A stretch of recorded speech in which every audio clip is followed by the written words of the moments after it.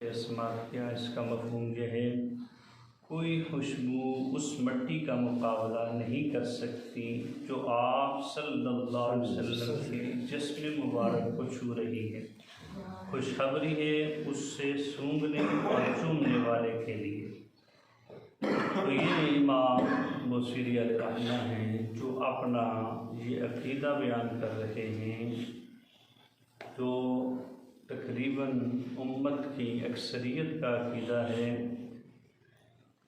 کہ کوئی بھی خوشبو کوئی بھی چیز حضور علیہ السلام کے جسد اقدس سے مس کرنے والی مٹی سے افضل نہیں ہے، اور نہ ہی کوئی خوشبو اور نہ ہی کوئی جگہ اس مقام کا مقابلہ کر سکتی ہے۔ کائنات میں سب سے افضل جگہ حضور علیہ السلام کی قبر انور ہے۔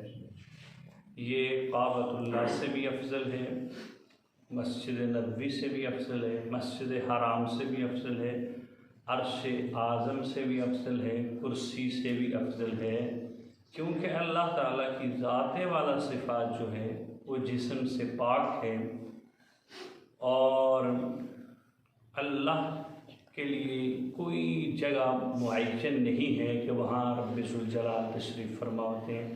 اللہ نور ہے، جسم سے پاک ہے، تو حضور علیہ السلام کا جسم ہے، تو لہذا کائنات میں اللہ کے بعد سب سے اونچا درجہ امام الانبیاء کا ہے۔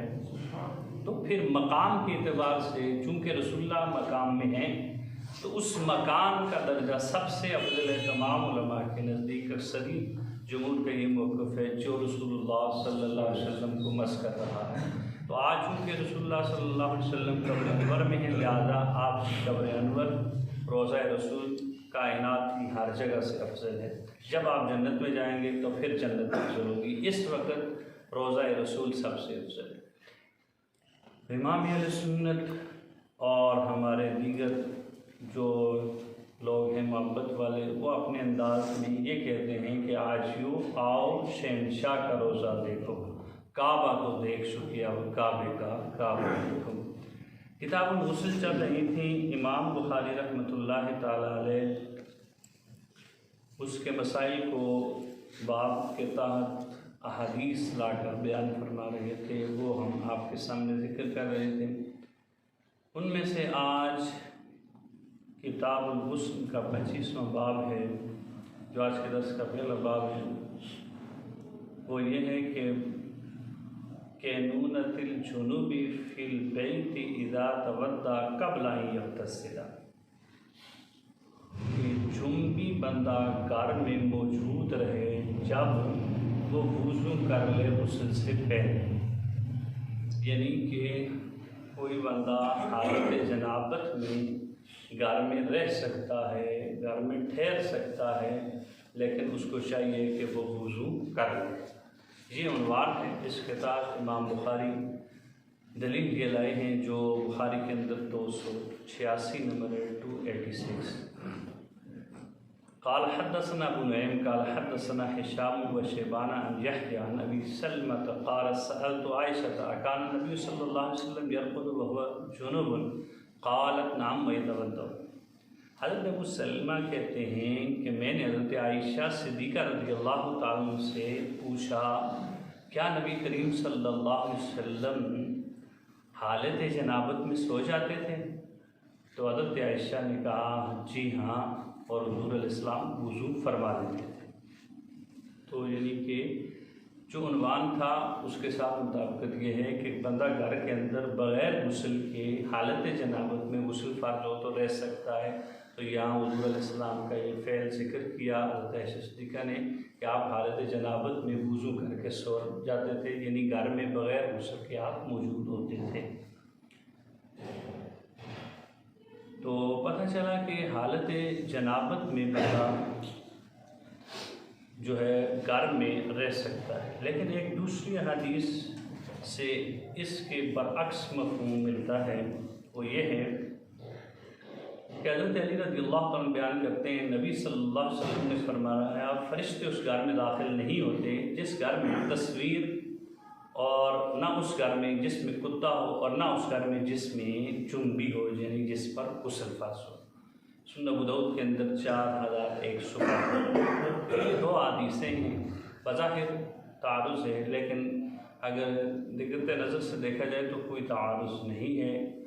یہ جو دوسری حدیث ہے، ایک تو اس کا درجہ صحت کے لحاظ سے امام بخاری کی ذکر کردہ حدیث کے لیول کا نہیں ہے، دوسرا اس اعتبار سے جو تطبیق ہے وہ علماء نے یوں دی ہے کہ اس حدیث میں جو جنبی سے مراد ہے وہ شخص ہے جو غسل کرنے میں سستی کرتا ہے، غسل میں تاخیر کرنے کو اپنی عادت بنا لیتا ہے، اور کتے سے مراد وہ کتا ہے جس کے رکھنے کی اجازت نہیں ہے، اور تصویر سے مراد جاندار کی تصویر ہے جس کو اعانت کے ساتھ نہ رکھا گیا ہو، تعظیم کے لیے رکھا گیا ہو۔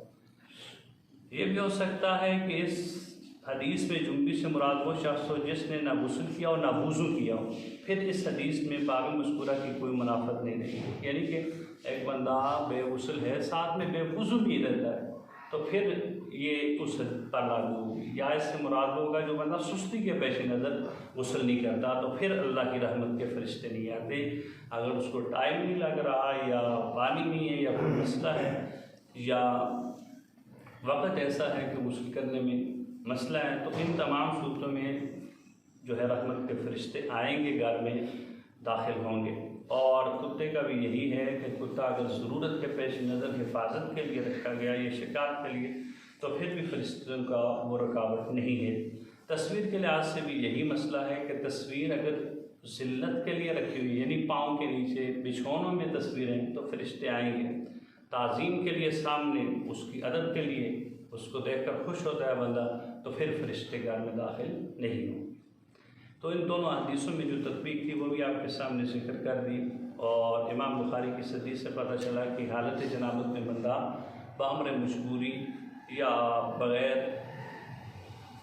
کسی وجہ کے تو بے غسل زیادہ دیر نہیں رہنا چاہیے، لیکن اب رات کے وقت مثال کا سردی بھی ہوتی ہے، بندہ فی الفور غسل نہیں کر سکتا تو رات کو سو جاتا ہے تو اس میں کوئی حرج نہیں ہے۔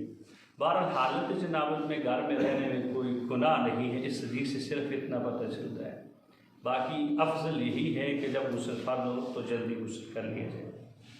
دوسرا جو باب امام بخاری نے باندھا ہے وہ باب النوم الجنبی، کہ حالت جنابت میں سو جانا، یعنی غسل فرض ہو تو اسی حال میں بندہ سو جائے۔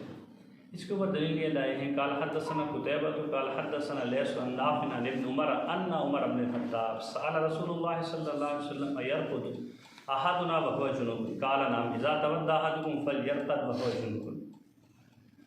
حضرت ابن عمر فرماتے ہیں کہ میں نے حضرت عمر بن خطاب رضی اللہ تعالیٰ عنہ سے یہ بات سنی، آپ کہتے ہیں کہ میں نے رسول اللہ صلی اللہ علیہ وسلم سے پوچھا کیا کوئی حالت جنابت میں سو سکتا ہے؟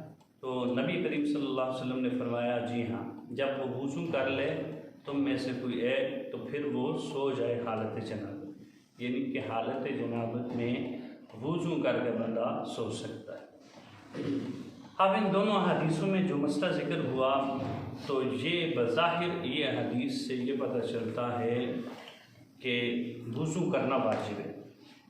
پیچھے بھی حدیث میں ذکر ہوا وضو کر لیں، یہاں بھی حدیث میں ذکر ہوا وضو کر لیں، تو پتہ چلا کہ غسل تو کرنا ضروری نہیں، اس میں تو کوئی دوسری رائے نہیں، اس پر تو اتفاق ہے کہ غسل کے بغیر بندہ سو بھی سکتا ہے، گھر میں ٹھہر بھی سکتا ہے، لیکن اس میں کہ کیا وضو کرنا اس بندے کے لیے مستحب ہے یا واجب ہے، تو اس میں بھی کسی کا اختلاف نہیں کہ مستحب ہے، لیکن بعض کے نزدیک واجب بھی ہے۔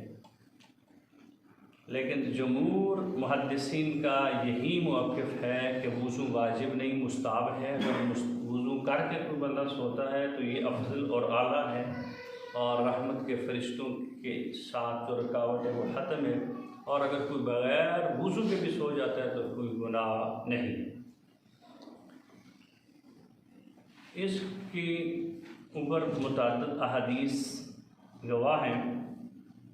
حضرت ابن عباس بیان کرتے ہیں رسول اللہ صلی اللہ علیہ وسلم بیت الخلاء سے نکلے، آپ سے کہا گیا کہ آپ نے وضو نہیں کریں گے، آپ نے فرمایا میں نماز پڑھنے کا ارادہ کر رہا ہوں، میں وضو کروں، یعنی کہ حضور علیہ السلام نے یہ بتایا کہ جو وضو ہے وہ نماز کے لیے ہے، نہ کہ جو بندہ بے غسل ہو جائے تو اس کے اوپر وضو واجب و فرض ہو جاتا ہے کہ وضو جو فرض ہوتا ہے وہ نماز پڑھنے کے لیے یا قرآن پڑھنے کے لیے فرض ہوتا ہے، نہ کہ جنبی کے لیے۔ تو پتہ چلا کہ جب فرض نہیں ہے تو پھر مستحب ہے، فرض نہیں ہے، واجب نہیں ہے۔ اسی طرح کھانے سے قبل بھی جو ہے یا دوبارہ جمعہ کے لیے بھی، جیسے حدیث میں پیچھے ذکر ہوا کہ وضو کرنا چاہیے، تو وہ بھی واجب نہیں ہے، مستحب ہے۔ حضرت انس بیان کرتے ہیں رسول اللہ صلی اللہ علیہ وسلم ایک غسل کے ساتھ اپنی تمام ازواج کے ساتھ جمع کیا، تو اس حدیث میں بھی یہی پتہ چلتا ہے کہ درمیان میں وضو کا کہیں ذکر نہیں ہے۔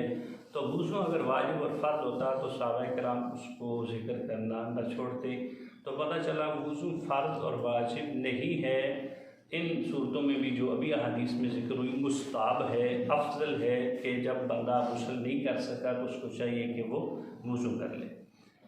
اس کے بعد امام بخاری نے جو باب باندھا ہے وہ ہے باب الجنب یتبدأ ثم ینام، کہ جنبی کو چاہیے وضو کرے پھر سو جائے۔ اس کے تحت جو 3 احادیث لائے امام بخاری 288 سے لے کر 290 تک، تو یہ ہم بیان کر چکے ہیں پہلے۔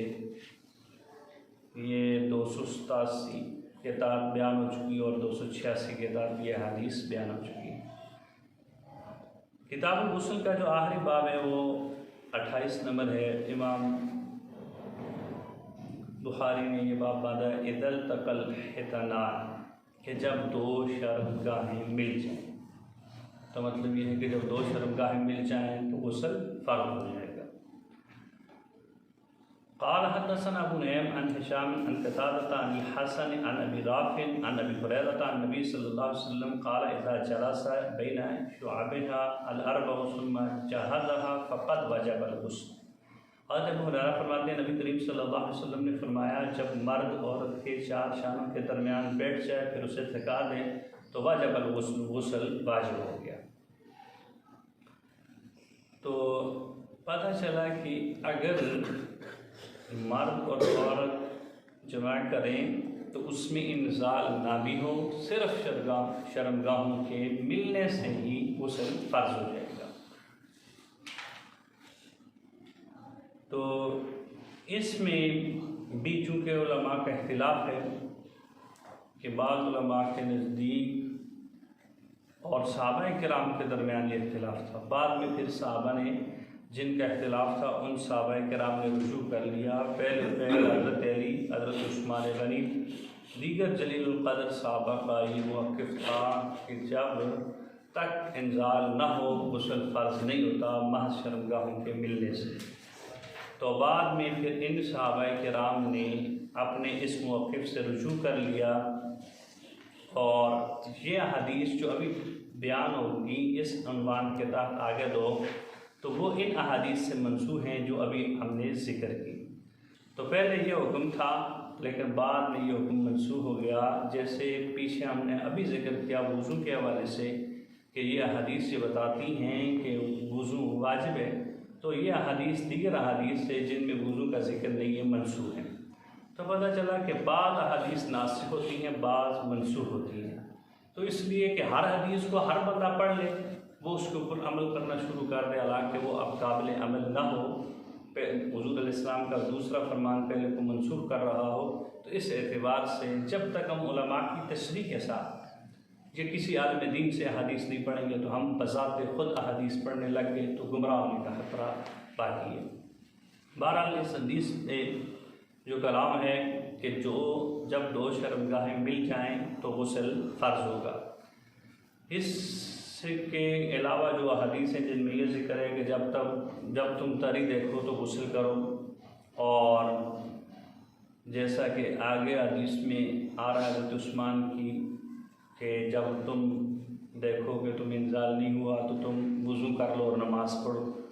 تو ان تمام حدیث جو ایسی ہیں یہ ان احادیث سے منسوخ ہیں جو ابھی آپ کے سامنے 298 ذکر کی۔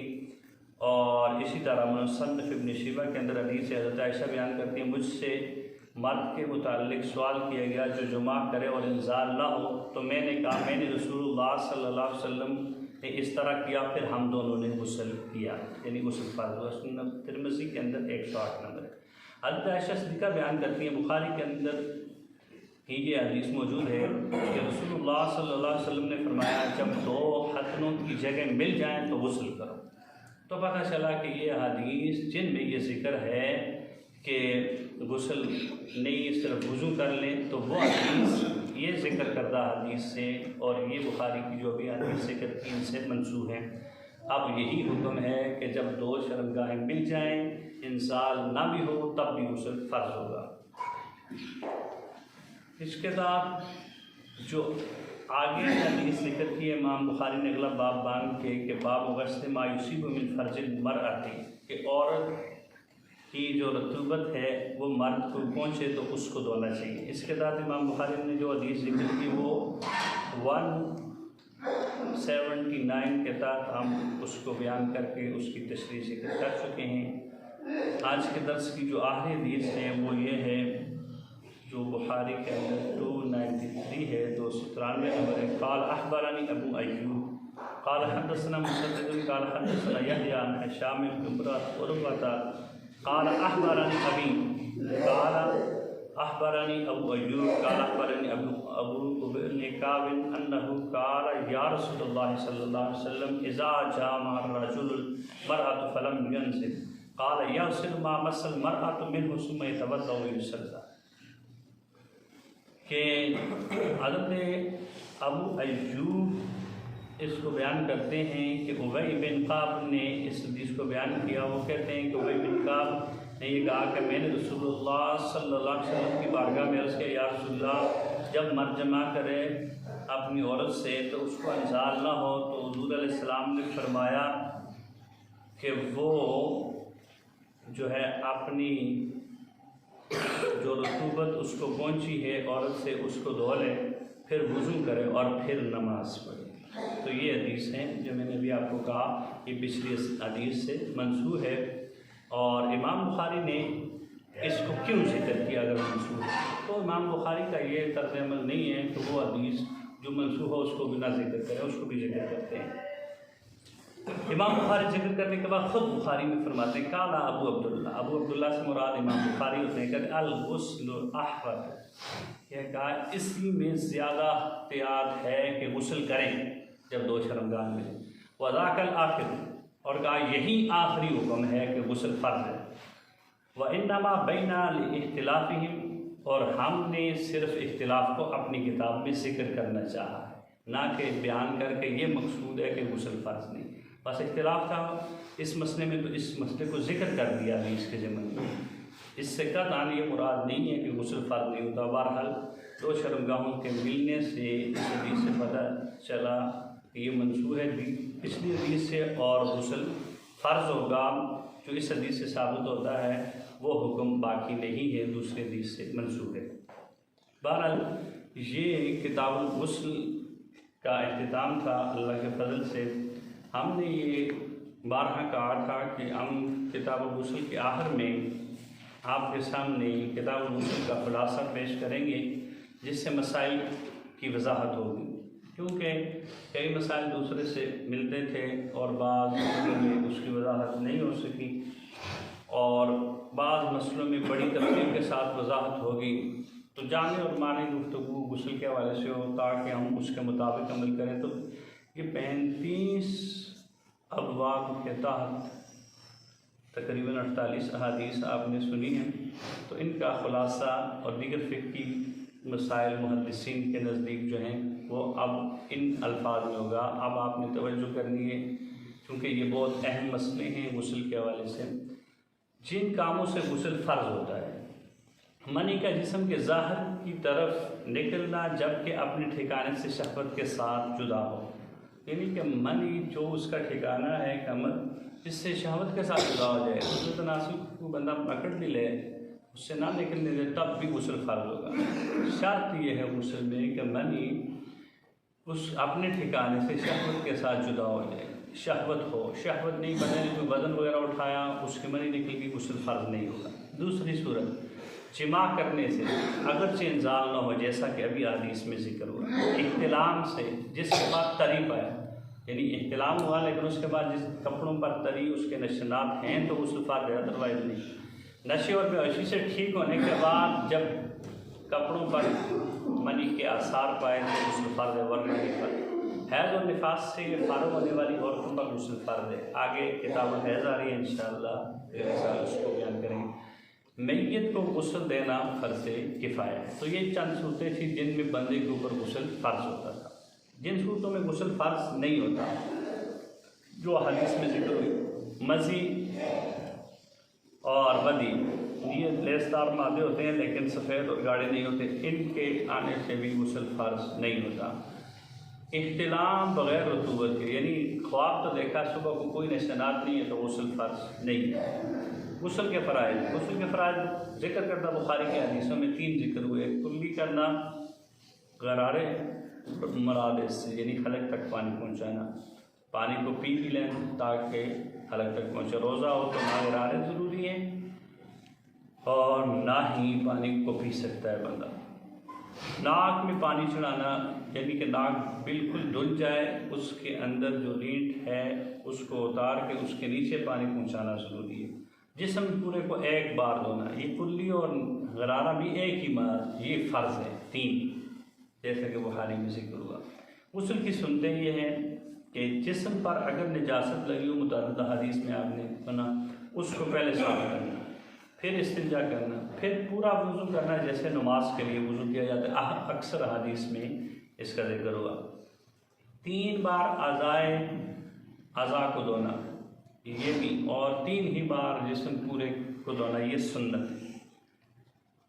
سب سے پہلے سر سے، دائیں طرف سے سر سے ابتدا کرنا، پھر دائیں کندھے کو دھونا، پھر بائیں کندھے کو دھونا۔ پیدل پہ غسل کرنا یعنی درمیان میں وقفہ نہ ہو، یہ نہ ہو ایک کام کر کے ایک دفعہ پانی ڈال کے پھر سوچ میں ہو جائے کسی اور کام میں، تو پیدل پہ غسل کرنا مستحب ہے۔ جن حدیث میں یہ ذکر ہوا کہ وہ فرض نہیں ہے تو اس سے مراد فرض نہیں ہے، سنت ضرور ہے۔ اور غسل کے وقت خوشبو لگانا، جیسے کہ نبی علیہ السلام ازواج مطہرات کے بعد، ان کے پاس جانے کے بعد غسل سے قبل خوشبو لگاتے تھے، تو یہ بھی سنت اور مستحب ہے۔ غسل سنت ہے وہ کن کاموں کے لیے؟ جمعے کے لیے، عیدین کی نماز کے لیے، حج یا عمرے کے احرام کے لیے، حج کرنے والوں کے لیے میدان عرفات میں زوال کے بعد، ان کاموں کے لیے غسل کرنا سنت ہے۔ اور مستحب غسل بچے عمر کے اعتبار سے بالغ ہوں، ایک ہوتا ہے احتلام کے ساتھ بالغ ہوں تو اس میں تو فرض ہوگا، عمر کے اعتبار سے بالغ ہو جائیں یعنی 15 سال کے ہو جائیں تو ان کے اوپر غسل کرنا مستحب ہے، یعنی کریں گے تو ثواب ہے، نہ کریں گے گناہ نہیں، مستحب کا یہ کنسپٹ۔ اور جنون یعنی بندے بےہوشی طاری ہوئی، اس کے بعد اس سے احتیاط ہوا اور اس کے بعد اس میں کوئی رطوبت نہیں پائی تو اب بھی اس کے لیے غسل کرنا مستحب ہے، فرض واجب نہیں۔ شب برات میں، شب قدر میں، مدینہ طیبہ حاضری کے لیے، مکہ مکرمہ میں داخل ہونے وقت، طواف زیارت کے لیے، ان تمام کاموں کے لیے غسل کرنا مستحب ہے، کریں گے ثواب ہے اور فضیلت کامل ہے، نہیں کریں گے گناہ نہیں۔ جنبی کے لیے جس کے اوپر غسل فرض ہے، جو امور ناجائز ہیں، نماز پڑھنا، قرآن پڑھنا، مسجد میں جانا، اور جو امور جائز ہیں، سونا جیسے بھی حدیث میں ذکر ہوا، کھانا پینا، کسی ضروری کام یا بامر مجبوری گھر سے باہر جانا، جماع کرنا دوبارہ ایک دفعہ کرنے کے بعد، تو یہ تمام کام بغیر غسل کے جائز ہیں۔ مستحسن وہی ہے کہ وضو کر لیں، اور وضو کرنا مستحب ہے ان صورتوں میں۔ احادیث اور فقہ کی روشنی میں جامع طریقہ غسل کا یہ ہے، کئی چیزیں ہم وقت موجودہ کے ساتھ اعتبار سے بھی ذکر کریں گے کہ سب سے پہلے بالٹی ہے تو اس کو اس انداز میں رکھیں کہ جسم سے گرنے والا پانی اس میں نہ گرے، یہی مستحب اور مستحسن عمل ہے۔ ورنہ اگر پہلے نجاست صاف کر لیں اور پھر جسم سے لگ کر پانی بالٹی میں گرا بھی تو اس سے کوئی فرق نہیں پڑتا، غسل ہوگا۔ ہاں اگر گرنے والا پانی زیادہ ہے، بالٹی میں موجود پانی کم ہے تو پھر اس سے وضو اور غسل جائز نہیں ہے، کیونکہ مستعمل پانی سے وضو اور غسل جائز نہیں۔ اور بالٹی میں موجود پانی زیادہ ہے اور جسم سے لگ کر چند قطرے گریں اور وہ جسم کے اوپر جو نجاست تھی اس کو پہلے صاف کر لیا ہے، تو ان تمام صورتوں میں کوئی مسئلہ نہیں ہے، ایسے پانی سے وضو کر سکتے ہیں اور غسل بھی کر سکتے ہیں۔ اور غسل خانے میں کچھ بھی نہیں پڑھنا چاہیے، اور احادیث میں اس سے منع کیا گیا۔ اس سے قبل غسل خانے میں داخل ہونے سے قبل آپ بسم اللہ پڑھ سکتے ہیں، بغیر غسل کے آپ وظائف کر سکتے ہیں، درود پاک پڑھ سکتے ہیں، تو بغیر غسل کے یہ سارے امور جائز ہیں۔ غسل خانے میں داخل ہونے سے پہلے بسم اللہ پڑھ لیں، دعا پڑھ لیں، اس میں کوئی حرج نہیں ہے۔ غسل خانے میں داخل ہونے کے بعد کچھ کلام جن میں اللہ رسول کا ذکر ہو، قرآن پاک کا ذکر ہو تو پڑھنا جائز نہیں ہے۔ غسل خانے میں آپ داخل ہو گئے، سب سے پہلا جو کام کرنا ہے آپ نے ہاتھوں کو دھونا ہے، جیسے حدیث میں ذکر ہوا۔ اس کے بعد آپ نے جس جگہ جسم پر نجاست لگی اس کو صاف کرنا ہے۔ تیسرا کام آپ نے جو کرنا ہے وہ استنجا کرنا ہے۔ استنجا کرنے سے آپ فارغ ہوں گے تو پورا وضو کرنا، اور وضو میں دو کام میں مبالغہ کرنا ہے، کیونکہ یہاں غسل میں فرض ہیں، ایک حلق تک پانی پہنچانے میں، غرارہ کرنے میں، اور دوسرا ناک کو اچھی طرح پانی چڑھانے میں۔ چونکہ یہ وضو میں سنت ہے اور غسل میں فرض ہے تو ان میں زیادہ غسل میں اچھی طرح مبالغہ کر لینا۔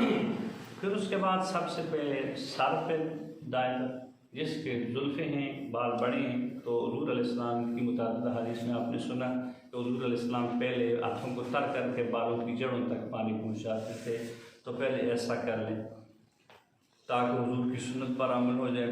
پھر اس کے بعد سر کو دائیں طرف سے دھوئیں، پھر بائیں طرف سے دھوئیں، پھر دائیں کندھے کو دھوئیں، پھر بائیں کندھے کو، تو یہ سارے اعمال 3 مرتبہ کریں۔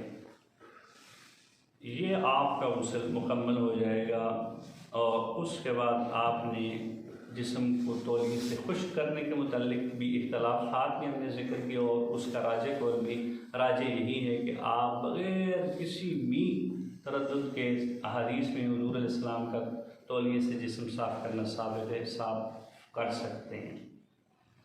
جہاں منع کا ذکر کیا گیا یا حضور علیہ السلام نے نہیں صاف کیا تو اس کی ہم نے توجیہ ذکر کی کہ وہ کپڑا صاف نہیں ہوگا یا کوئی مسئلہ ہوگا، ورنہ حضور علیہ السلام وضو کا پانی بھی خشک کر لیتے تھے کپڑے سے اور غسل کر کے۔ اگر کوئی نہیں کرتا، بسا اوقات کسی وقت کے حضور نے کبھی نہیں کیا تاکہ حضور کی سنت پر بھی عمل ہو، تو اس میں کوئی حرج بھی نہیں ہے۔ بہرحال یہ غسل کا مسنون طریقہ تھا جو حدیث کی زمرے میں مختصراً آپ نے سماعت کی۔ یہ تو آج کا درس ہو گیا۔ ہم عادتاً یہ چیز آپ کے سامنے ذکر کرتے ہیں کہ گزشتہ جو سال بھر میں آپ نے سیکھا ہے، جن افراد نے درس سنا ہے ان کو علم میں ہوتا ہے، لیکن پھر بھی تاکہ اللہ کا اس بات پر شکر ادا کیا جائے کہ اس نے ہمیں اتنا سیکھنے کا موقع دیا، تو ہم ذکر کرتے ہیں سال کے آخر میں کہ سال بھر میں کیا سیکھا۔ تو سال بھر میں ہم نے جو درس شروع کیا تھا تو یہ تقریباً 20 شوال کو 11 مئی کو درس شروع کیا ہے۔ آج 25 شعبان 7 مارچ کو اختتام ہو رہا ہے۔ ٹوٹل 39 درس ہوئے، 45 ہفتے بنتے ہیں جن میں 6 دن چھٹی ہوئی۔ 4 دن تو میں لاہور میں نہیں تھا، گاؤں میں تھا، ایک شب معراج کی ہوئی ہے اور ایک نکاح پڑھانا تھا۔ اس نے یہ کہا تھا کہ آپ ہم مغرب تک یا عشاء تک آ جائیں گے۔ میں نے ان سے عرض بھی یہ کی تھی کہ ایسے ہوتا نہیں ہے، لاہور میں ٹائم ایک ہوتا ہے، ہوتا دوسرے نہیں ہمارا ٹائم پکا ہے۔ تو اس زمرے میں پھر ہم عشاء کے بعد نکلے یہاں سے تو نہیں واپسی ہو سکی، ورنہ لاہور میں ہوتے ہوئے میری کوشش یہی ہوتی ہے کبھی درس کی چھٹی نہ ہو۔ جو پہلا درس ہوا اس میں علم کے آداب کے متعلق بیان ہوا، دوسرے درس میں بھی علم کے آداب کے متعلق دوسری نشست ہوئی، تیسرے درس میں علم اور نصیحت میں لوگوں کی رعایت، یعنی کہ لوگ کتنا سیکھ سکتے ہیں، کتنے ان کا ہے، یہ نہیں ہے کہ پورا دن لگے رہو، ہر روز ہی لگے رہو۔ تو لوگوں کی رعایت کرنا، اس کا بیان ہوا۔ علم فقہ کی فضیلت کا بیان ہوا چوتھے درس میں۔ پانچویں درس میں حضرت موسیٰ علیہ السلام اور خضر علیہ السلام کا واقعہ اور ان کے واقعے میں جو ہمارے لیے اسلاک ہیں وہ ذکر ہوئے۔ چھٹے درس میں علم سیکھنے سکھانے کے آداب، یعنی کہ کیا کن آداب کے ساتھ ہم علم سیکھنا اور سکھانا چاہیے، یہ ذکر ہوئے۔ طالب علم کے لیے نکلنے اور علم کی فضیلت اور علم کے اٹھ جانے کا بیان، یہ 26 نمبر درس تھے جو یہاں پر 7 نمبر بنتا ہے، چونکہ 19 درس پچھلے سال ہوئے تھے۔ پھر آگے 8 نمبر درس میں 2 چھٹیوں کے بعد عید الاضحیٰ کی ہم نے 8واں درس دیا، جس میں عالم سے ہر حال میں سے آپ دینی سوال پوچھنا جائز ہے، یعنی کہ حدیث میں ذکر تھا کھڑے ہو کر بھی حضور نے سوالوں کے جواب دیے، بیٹھ کر بھی دیے، میں بھی دیے، عرفات میں دیے۔ جب آپ چاہیں عالم دین سے دینی سوال کر سکتے ہیں اور ان کو اس کا جواب دینا چاہیے۔ عالم اشارے سے بھی سوالوں کے جواب دے سکتا ہے، نبی علیہ السلام نے متعدد سوالوں کے جواب اشارے سے دی۔ علم سیکھنے کی ترغیب دلانے کا بیان ہوا 9 نمبر درس میں۔ 10 نمبر میں گری ہوئی چیز، یعنی اگر راستے میں مل جاتی اس کے تمام احکام ہم نے 10 نمبر درس میں بیان کیے۔ 11 نمبر میں حدیث اور سلام 3 بار بیان کرنا چاہیے، اس کے متعلق جو ہم 1 مرتبہ مساوقات کر لیتے ہیں 3 مرتبہ نہیں کرتے، اس کی ساری توجیہات وہاں حدیث کی روشنی میں ذکر کی گئی۔ اس کے ساتھ ساتھ گھر میں داخل ہونے کے لیے اجازت اور تعلیم نسواں، عورتوں کی تعلیم کے متعلق کن اعتبار سے کس تناظر میں جائز ہے، یہ پورا ایک بیان۔ 12 نمبر درس میں ہم نے شفاعت مصطفیٰ اور بچوں کی اپنے والدین کی شفاعت کرنے کے متعلق بخاری کی روشنی میں آپ کے سامنے بیان کیا۔ 32 نمبر جو درس ہے ویسے 12 نمبر بنتا ہے اس سال کا، اس میں حرم مکہ میں قتل کا ناجائز ہونا اور حرام ہونا، عبداللہ بن زبیر کا حرم مکہ میں قتل ہونا اور ابن حتل گستاخ کا کعبے کے پردوں میں قتل کرنا، ان سب کی وضاحت بیان کی۔ نبی کریم صلی اللہ علیہ وسلم کی طرف سے جھوٹ منسوخ کرنا اور نیز حدیث موضوع کا کیا حکم ہے، اور نبی علیہ السلام کی طرف ذکر کردہ کئی احادیث اس درس میں ہم نے ذکر کی کہ یہ حدیث موضوع من کرتے ہیں، تو یہ 14 نمبر درس میں بیان ہوئی۔ 15 نمبر جو درس تھا 13 صفر 31 اگست ہوا، نبی اکرم صلی اللہ علیہ وسلم کا خواب اور بیداری کی حالت میں آپ کو خواب میں دیکھنا اور اس کی توجیہ کہ جس نے حضور علیہ السلام کو حالتیں خواب میں دیکھا وہ بیداری میں دیکھے گا، ان تمام کی تمام تر تفصیل اس درس میں بیان ہوئی۔ 20 صفر 7 ستمبر کو جو 16 نمبر درس ہوا اس میں علم سیکھنے اور مسلمان کو کافر کے بدلے میں قتل نہ کرنے حدیث کرتاس کا بیان ہوا۔ حدیث کرتاس سے مراد ہے کہ نبی علیہ السلام نے آخری وقت میں جب کہا کہ لاؤ کاغذ اور قلم، تو اس کی تمام توجیہات ہم نے اور شیعہ کے تمام اعتراضات کے جوابات اس درس میں ذکر کی۔ 27 صفر 14 ستمبر کو جو 17 نمبر درس ہوا اس میں رات کو علم حاصل کرنے اور علم کی باتیں کرنے کا جواز اور علم کی حفاظت کے متعلق ہمیں کیا کرنا چاہیے اس کا بیان ہوا۔ اگلے درس میں علم کی حفاظت اور عالم دین کا عدل کتنا ضروری ہے اس کے متعلق گفتگو ہوئی۔ اس سے اگلے درس میں لوگوں سے ان کی عقلوں کے مطابق علم کی باتیں کرنی چاہیے، اس کا بیان ہوا۔ اس سے اگلے درس میں علم سیکھنے میں حیا کرنا کیسا ہے اس کے متعلق بیان ہوا۔ اس سے اگلے درس میں وضو کی فضیلت اور اس کے احکام بیان ہوئے، اور اس سے اگلے درس میں وضو کے احکام، یہ دوسری قسط تھی، اور اس سے اگلے درس میں قضاء حاجت کے احکام یعنی کہ واش روم کے، استنجا کے احکام اس کے اگلے درس میں بیان ہوئے۔ اس سے اگلے درس میں وضو کے احکام بیان ہوئے۔ نبی اکرم صلی اللہ علیہ وسلم کی انگلیوں سے پانی کا نکلنا اور آپ کے فضلات مبارک کا پاک ہونا، یہ ہم نے بڑی وسعت کے ساتھ بہت زیادہ حدیث کی روشنی میں اس بات کو بیان کیا کہ نبی علیہ السلام کا خون مبارک، آپ کے جسم اقدس کے ناخن مبارک، تمام تر چیزیں پاک ہیں۔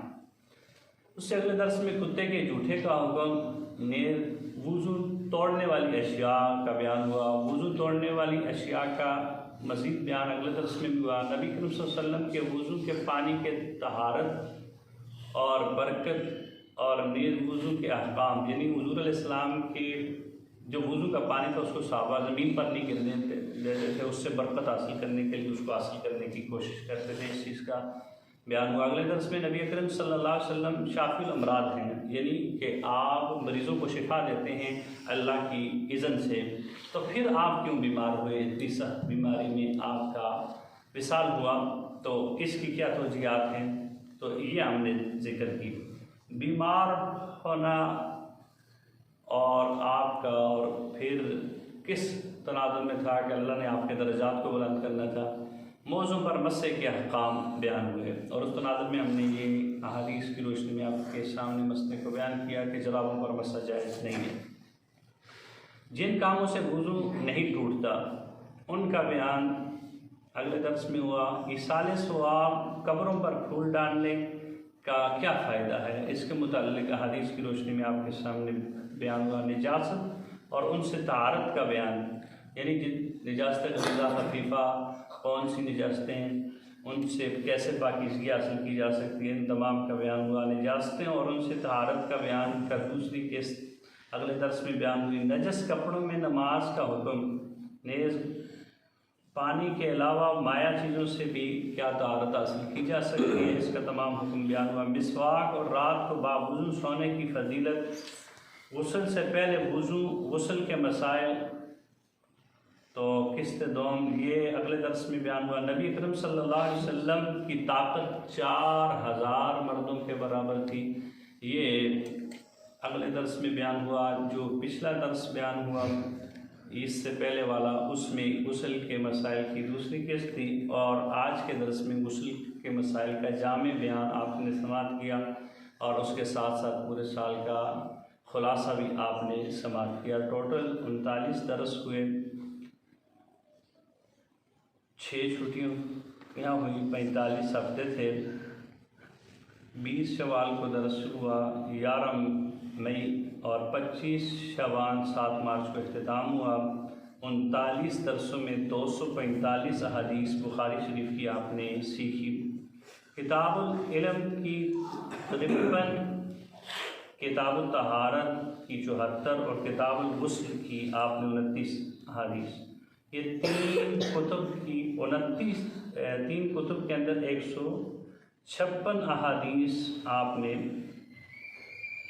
156 ابواب اور 235 احادیث سماعت کی، یعنی کہ 156 عنوانات کے تحت امام بخاری نے 235 احادیث کو بیان کیا، جن کو ہم نے مزید کئی احادیث کی روشنی میں وضاحت کے ساتھ آپ کے سامنے رکھا۔ تقریباً 40 اشعار قصیدہ بردہ شریف کے آپ کے سامنے ذکر کیے۔ امام بخاری کی اس کتاب کو ہم نے جن شروعات سے بیان کیا ان میں فتح الباری ابن حجر اسقلانی کی، عمدۃ القاری علامہ مولا علی قاری کی، اور نعمت الباری علامہ غلام رسول سعیدی کی، اور نزہۃ القاری مولانا شریف الحق قادری کی، اور دیگر مکاتب فکر کی بھی کئی بخاری شریف کی شروعات سے استفادہ کر کے ہم نے جو اتھینٹک باتیں تھیں وہ آپ کے سامنے رکھی۔ اس کے ساتھ ساتھ ہم نے جو سیکولر لوگ ہیں ان کا کافی احادیث کی روشنی میں رد کیا، جس طرح انجینئر ہے، غامدی ہے، دیگر کئی کا بخاری کی احادیث کی روشنی میں ہم نے کئی احادیث پر ان کے باطل نظریات کا رد کیا۔ اللہ تعالیٰ کی بارگاہ میں دعا ہے کہ اللہ تعالیٰ پیارے محبوب علیہ السلام کے عظیم الشان فرمانوں اور حضور علیہ السلام کے عظیم الشان مرتبہ کے طفیل، اور خصوصاً جن صحابہ کرام کے ہم نے حالات زندگی بیان کیے، وقت کی گنجائش کی ہوتی تو کافی صحابہ کی حالات زندگی بھی اس درس میں بیان ہوئی، ان تمام صحابہ کرام کی شانوں اور مرتبوں کی وسیلے سے اللہ ہماری ان کاوشوں کو قبول فرمائے، اور آئندہ سال ہمیں پہلے سے بڑھ کر بخاری شریف کو سیکھنے اور سکھانے کی توفیق عطا فرمائے۔ مولا یا سید